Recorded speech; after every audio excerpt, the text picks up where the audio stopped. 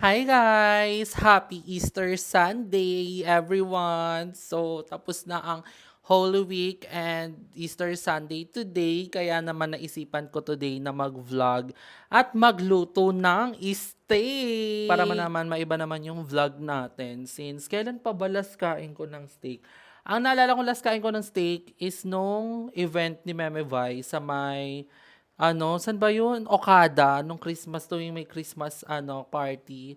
Yun yung last kain ko ng steak. Bukod doon, isa pang kain ko ng steak is nung umorder din si kuya nung pandemic dun sa friend niya. And at that time, hindi din ako marunong pa nun magluto ng steak kasi ang steak pala, pag overcook siya is matigas siya or magiging makunat siya. So, kailangan tinatimeran talaga siya. And tama yung way ng pagluto. Actually, nung Holy Week, wala din kaming ganap. Nandito lang din kami sa house. Kasi wala eh. Parang pinag-reflect kami ng mga dapat namin pagdusahan sa buhay. Yung steak na to is dito lang to sa my marketplace sa subdivision namin. Nabili ko to ng 400 or 350 ata. So, ganito itsura niya. Rib eye steak siya. Ayan. So, ayan. Ganyan yung itsura niya. Manipis lang siya. And sinadya ko talagang i-defrost to kasi dapat talaga is hindi to frozen since kailangan perfect ang pagkakaluto. Wala nga lang akong rosemary. Gagawa din tayo ngayon ng ating French fries. Yung tawag dito, yung ako mismo gagawa ng fries kasi meron kami ditong potato. Ayan.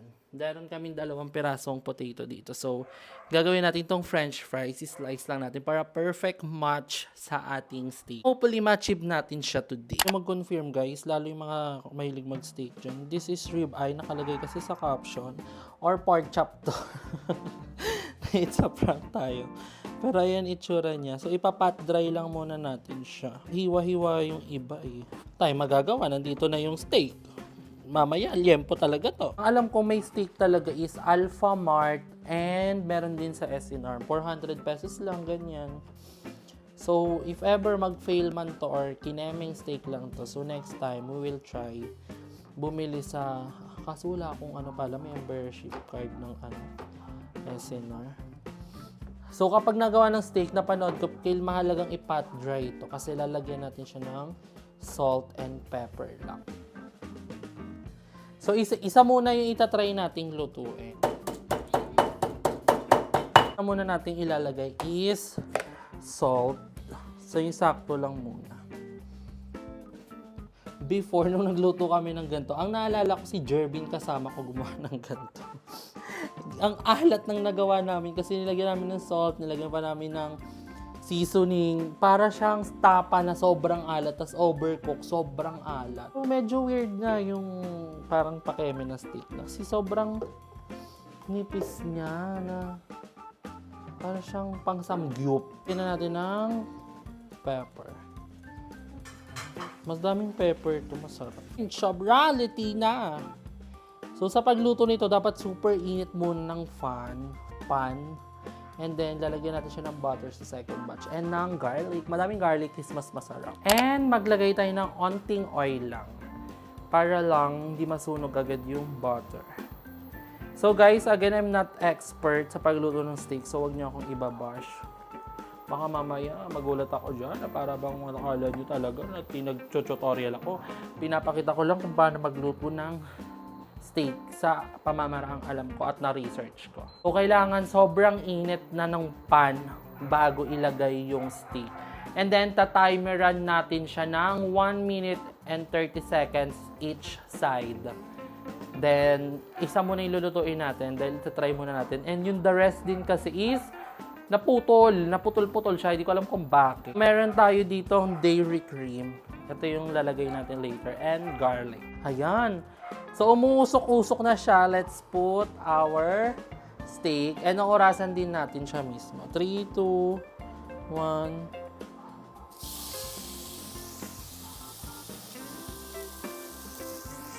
Hindi na andar yung timer ko.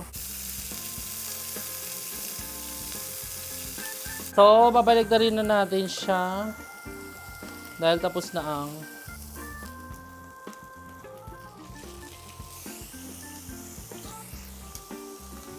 then, we're gonna put our butter. So, 1 minute and 30 seconds ko lang siya iniluluto. So this is the butter. And this is our garlic.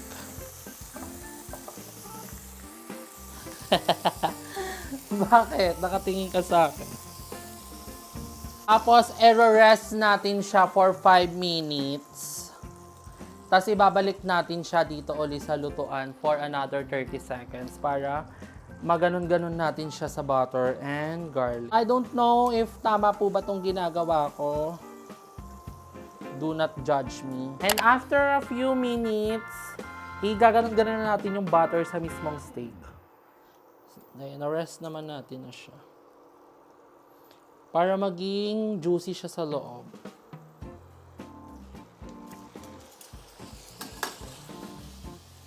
Sobrang asikaso. Sobrang asikaso pala nito, guys.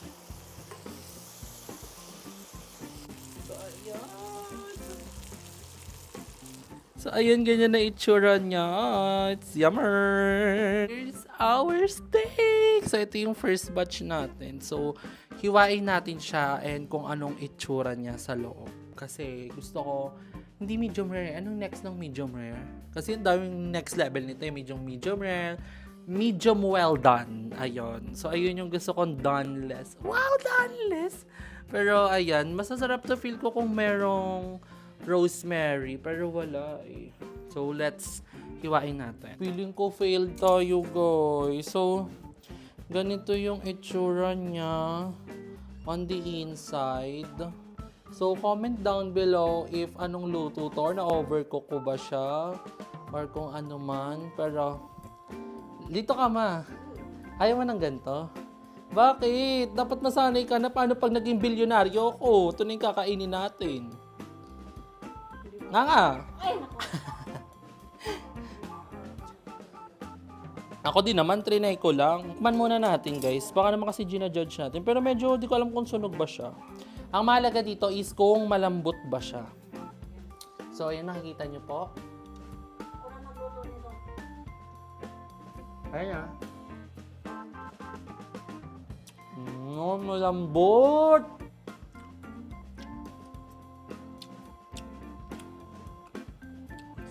Malambot siya. And juicy in fairness. Hindi siya matigas guys, no eme. Hindi siya yung parang chewing gum na in fairness, malambot siya.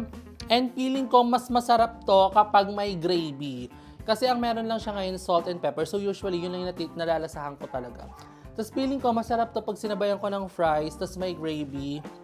And so, gawin natin yung ibang part, guys. Tapos samahan nyo tayong kumain. Super, hindi pala fail ang una nating gawa. Nakakakaba lang siya gawin kasi asikaka, ganyan. Dahil bawal ma-overcook kasi maluluto. Pero, I don't know kung anong doneness nitong steak ko. Pero, perfect naman siya, malambot. Hindi siya matigas. So, lutuin naman natin itong mga natira. Actually, maliliit na lang din kasi ito. Ayan siya. So, lagyan lang natin siya uli ng salt and pepper. And then, sa dulo nito, yun yung gagawin natin gravy. And gagawa din tayo ng fries. Yeah! I think perfect to. So, ayan today, nagluluto na tayo ng fries na from talaga siya, fresh potato, sorry. And I'm super excited since I love French fries. Perfect siya sa ating steak. Thank you, Lord.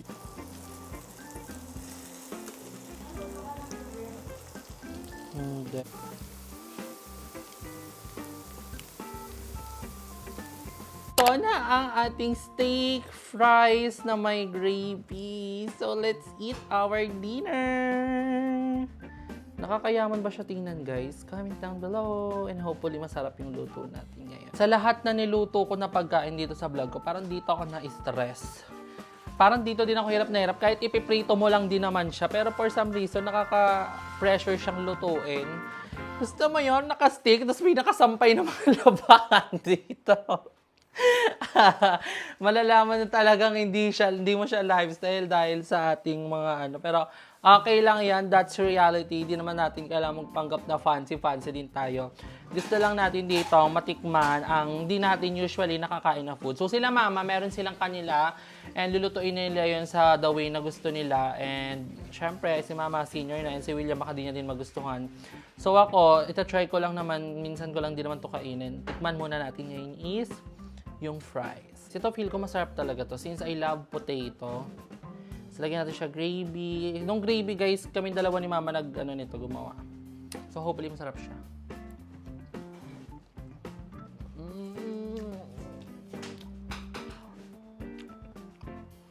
Ang sarap ng potato, malambot na crunchy.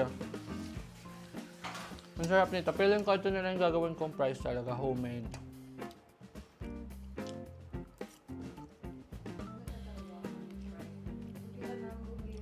Ito, hindi ko na ito nilagyan ng salt kasi baka maging maalat na siya pag nilagyan ko pa ng salt. Yan yung kanyang itsura. Lagyan natin ng gravy. And let's taste.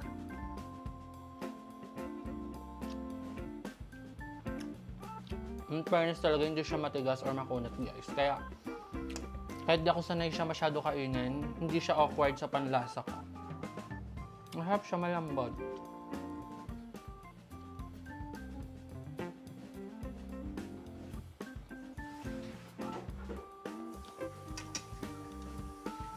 Kainan din natin ng garlic. Ang sarap guys. Perfect. Ang sarap ng garlic. Ay, nakalimutan kong gumawa ng egg. Pero asikaso. Nakakabusog to dahil sa patata, sa french fries natin. Kasi carbs to. Dag flavor siya. Buti talaga niluto ko yung garlic. Ang sarap. In fairness, kung i-rate ko to, if I'm being honest, kumbaga pag pinakain ko to sa friends ko, hindi ako mapapahiya. Siguro for me as a beginner, I'll rate this as 7 out of 10. Kumbaga magugustuhan din to ng mga kasama ko here pag ito yung ganito yung luto na nagawa ko sa steak. Diba? Perfect! Paslak tayo ngayon sa pagsa-social climb. Today lang kasi Easter Sunday. Comment down below kung ano pang mga tips na pwede nyo para mas mapasarap ko pa yung luto nito. And hopefully, next time, yung totoong ribeye na talaga siya. Or yung sa ano naman bilhin natin. SNR, makisabay tayo kung saan naman pong may membership. Comment below po, pasabay po ako ng ribeye steak. Cherries. 400 lang yun ah. Meron nga sa SNR, 400 lang, 500. So, perfect bite, fries, steak, and garlic, and gravy.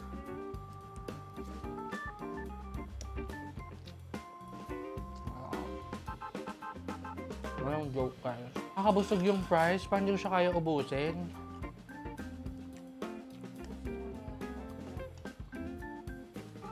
Or dahil ako yung nagluto, kaya parang busog ako. Ganun ba yan?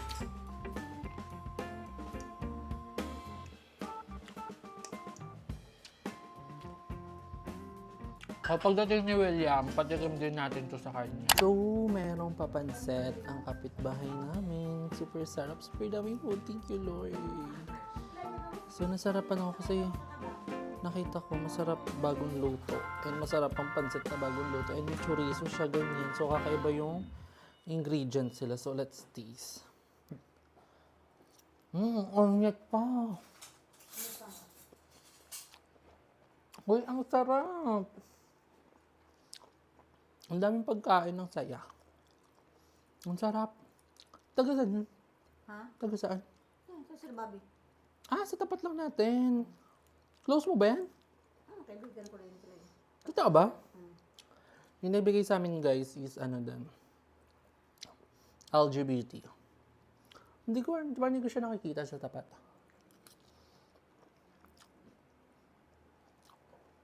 Ang sarap. Thank you po sa papansit. Ito na po ang aking dinner. Solved na po ako. Handa ata nila to ngayon dahil Easter Sunday. Dapat binigyan natin sila ng steak. Di ba? Para laban na naman. Actually, naka-steak sila.